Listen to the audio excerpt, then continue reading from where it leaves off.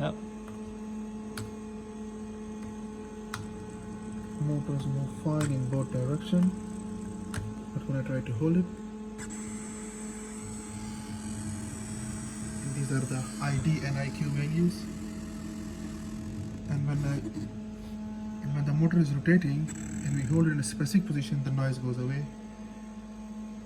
But I can't filter when I rotate it again, there's a noise.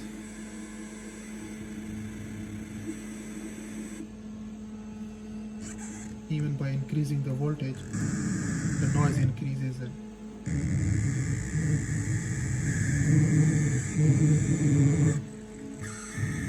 And I don't feel that much holding torque, very less holding torque.